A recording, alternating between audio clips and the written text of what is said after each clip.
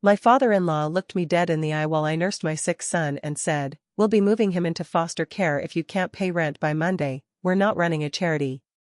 Then my mother-in-law handed me a trash bag with my son's clothes already packed. I whispered, "He's all I have." She laughed, not for long. That night, I made a quiet call to someone I wasn't supposed to know anymore. And they haven't slept since. I was 19 when I got pregnant. Danny was my boyfriend at the time. We'd known each other since high school. I didn't come from much, and neither did he, but I thought we were in love. I thought that meant something. When I told him I was pregnant, he stared at me for a long time and then said, "We'll figure it out." But he didn't. A week later, he moved back in with his parents to save money and told me it would be temporary. It wasn't. I didn't hear from him much after that. The texts got shorter. The visits stopped. I remember lying in bed one night, 7 months pregnant, just staring at the wall and wondering how I'd gotten here. I gave birth alone. The hospital room was quiet. No flowers, no visitors. Just me and my baby boy, Eli. I held him and cried for hours. It wasn't sadness. It was something heavier. A mix of fear and love that I can't explain unless you've been there. Danny showed up 5 days later. He brought a stuffed animal from a gas station and asked if I'd lost the baby weight yet. I wish I was exaggerating. His mom, Donna, came the next week. She told me I could stay at their place just until I found my footing. Carl, his dad, didn't say much at first. He just watched me. His face always looked like he'd smelled something sour. They gave me a mattress in the basement. No bed frame. Concrete floors. One tiny window near the ceiling. But I had nowhere else to go, and I needed help. At first, I tried to be grateful. I cleaned their house, I cooked. I tried to help Donna with her garden. I did everything they asked. But over time, things shifted. I noticed little digs, Donna calling me the girl or her. Never my name. Carl slamming cabinets loudly when Eli cried in the middle of the night. Danny was barely around. He said the baby kept him up and he needed sleep to function. I worked nights when I could, doing food delivery. I pumped breast milk in gas station bathrooms. I missed feedings. I missed sleep. But I kept going. Every time I held Eli, I told myself it would be worth it. I had to believe that. By the time Eli turned 1, I was already behind on everything.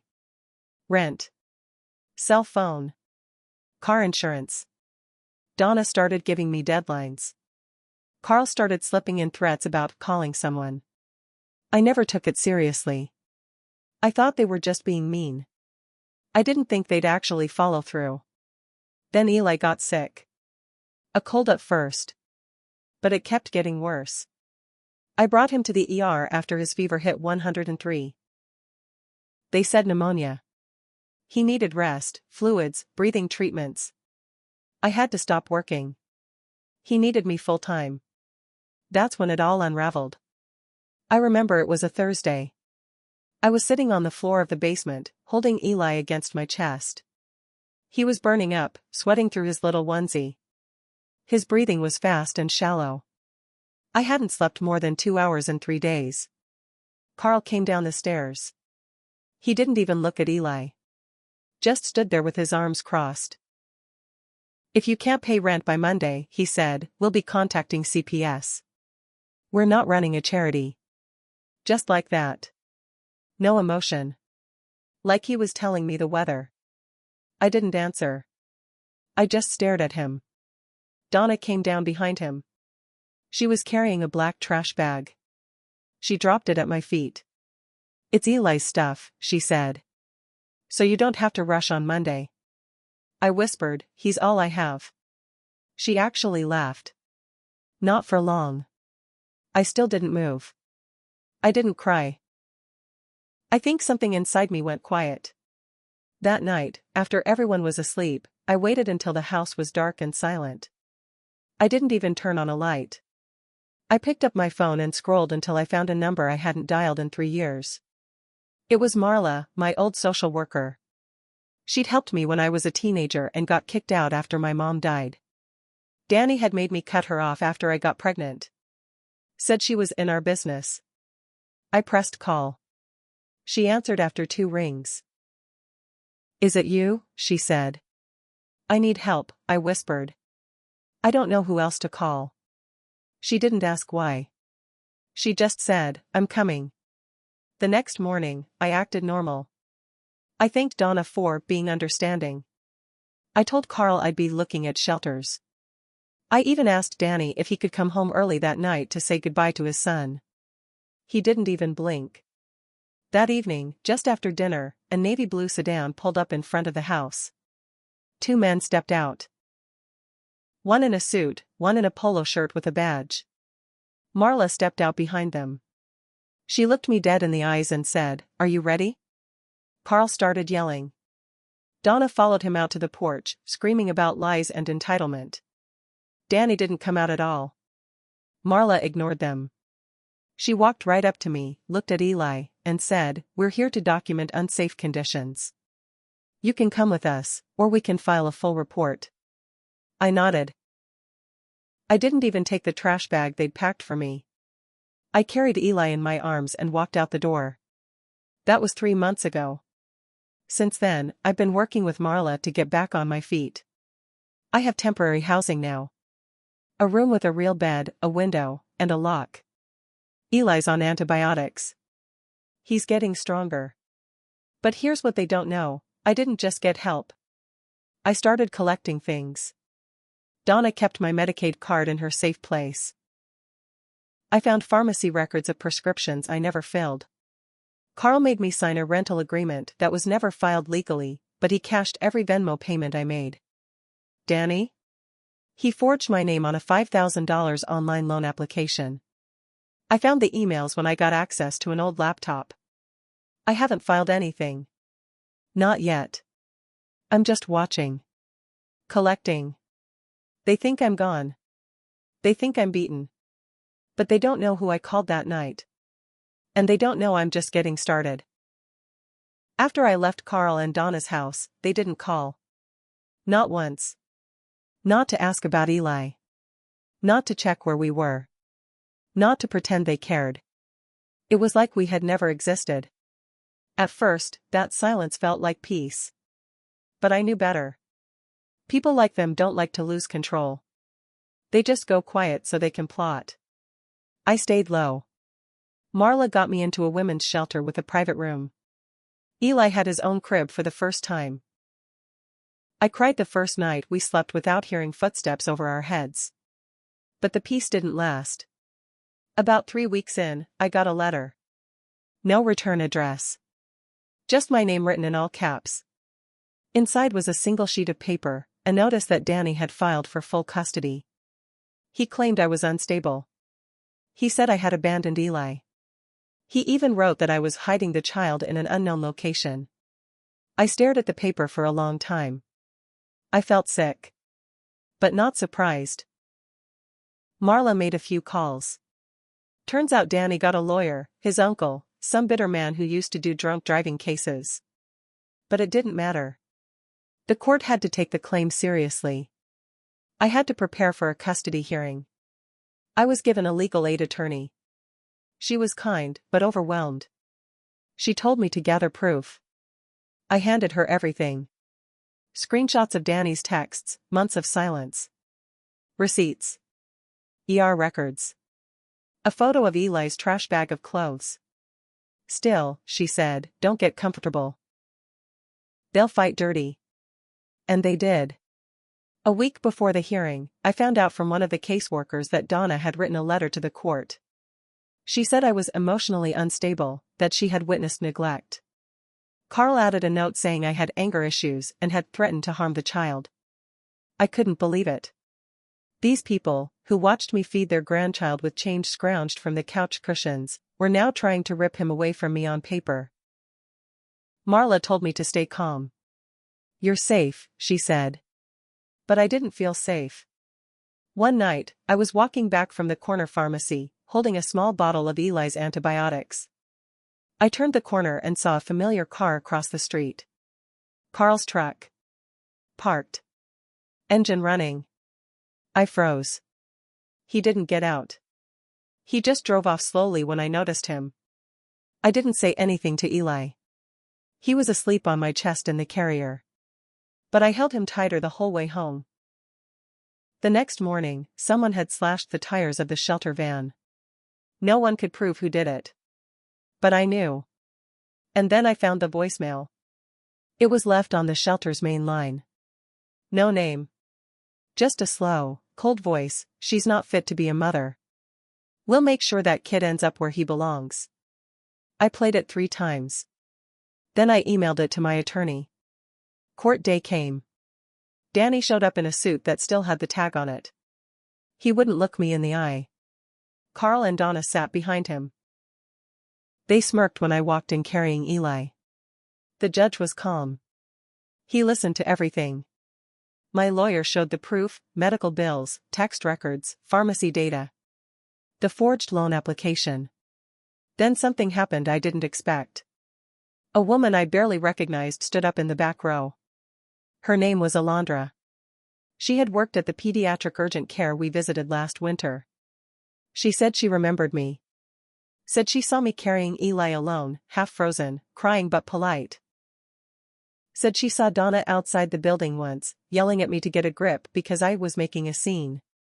She ended by saying that baby's mother never stopped caring. She looked terrified but never left his side. Donna stood up in the courtroom. "That's a lie," she shouted. The judge told her to sit. After court, Danny followed me into the hallway. "You think you're safe now?" he said.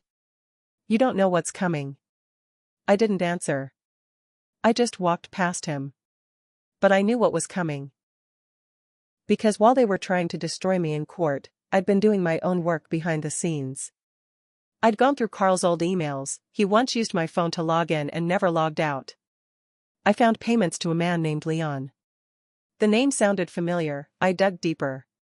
Turns out Leon used to work for Child Protective Services. He'd been fired for taking bribes years ago. Carl had paid him $800 in December, the same month he threatened to report me. I didn't scream. I printed everything. I handed it to Marla. We filed a formal complaint. Now there's an investigation. They're quiet again. But I know that kind of quiet. It's not peace. It's the sound of a ship starting to sink. And I'm not even finished yet. About 2 weeks after the custody hearing, I got a call from a blocked number. Normally I don't answer those, but something in my gut told me to pick up. It was Danny's older sister, Marissa. I hadn't spoken to her in years. She'd moved to another state and stopped talking to her family. Back then I thought she didn't like me. Now I think she just didn't want to get dragged into the mess. Her voice was tight, nervous. "I heard what they did," she said. "And I think you should know something. They're not done." I asked her what she meant.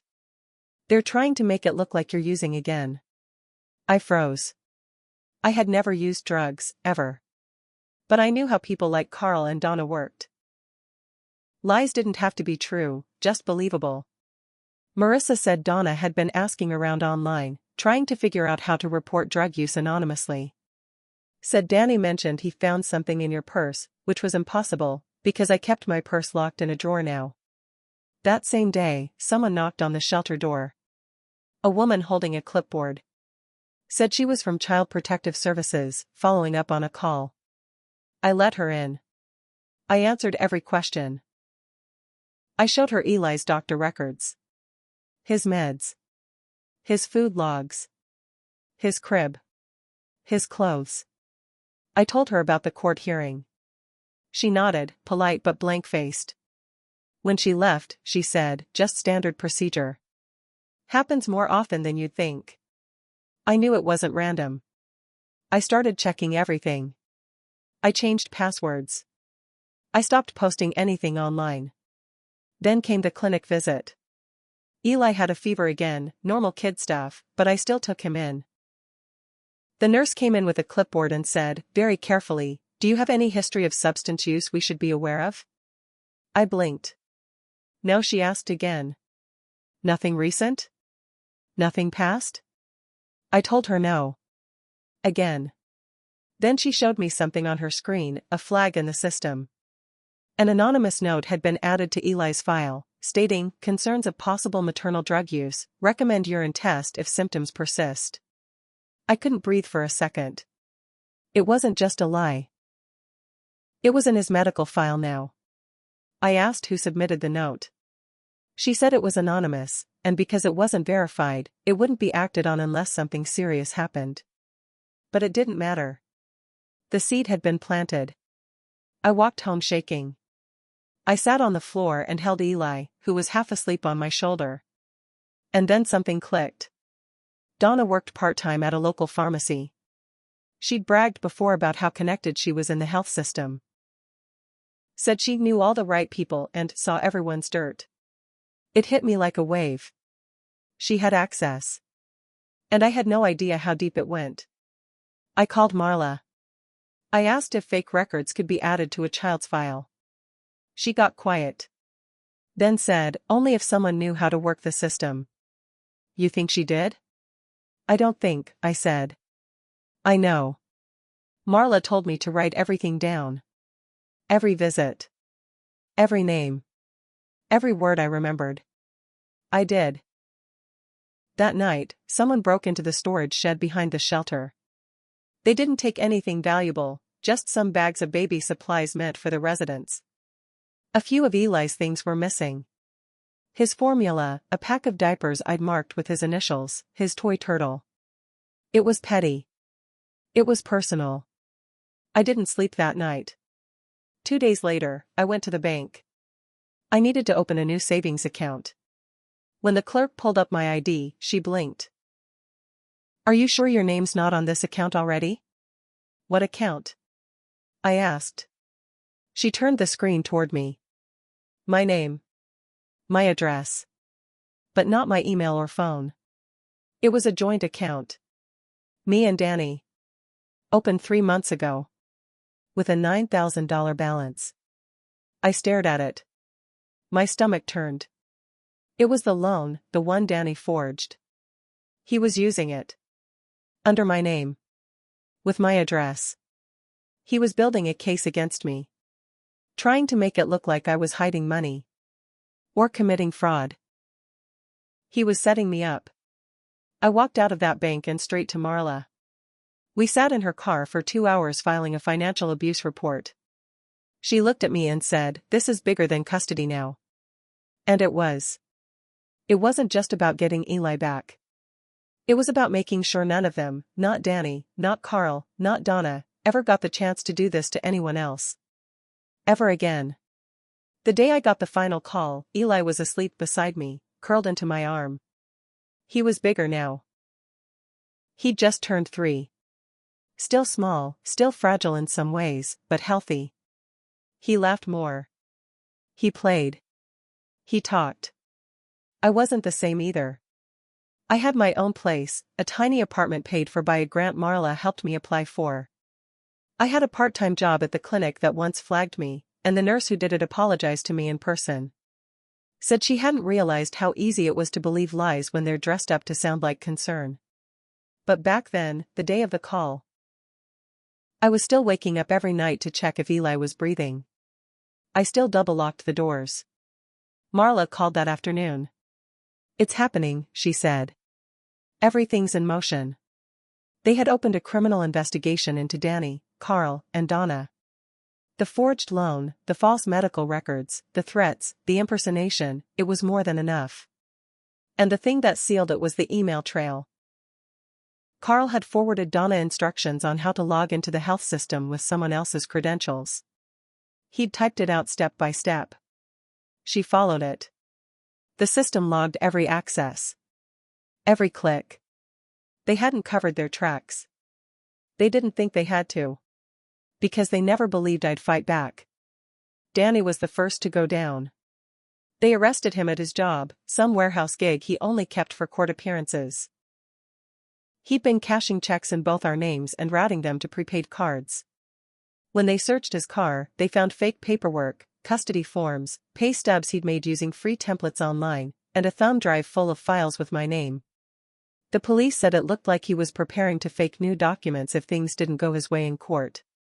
Carl and Donna were taken 2 days later. Turns out, Donna had used a coworker's login to change Eli's health file. The pharmacy did a full audit. Donna had also filled 3 prescriptions under Eli's name and billed them to my old Medicaid card. They had security footage. Dates. Everything. Carl had been running rent scams for years. Charging cash to people like me and never reporting it. When they searched his home office, they found envelopes full of money, letters from people he'd kicked out, even eviction notices he'd typed up himself and pretended were from the city. They tried to lie, of course. Donna cried in court. Carl blamed mental decline. Danny said I set him up. But none of it mattered anymore. The judge didn't even let them see Eli. Not once. He called their behavior planned cruelty and targeted abuse. He said it was rare to see 3 adults work so hard to destroy a single mother, and even rarer to see that mother win. Because I did win. Not all at once. Not in a pretty way. But piece by piece. They lost everything.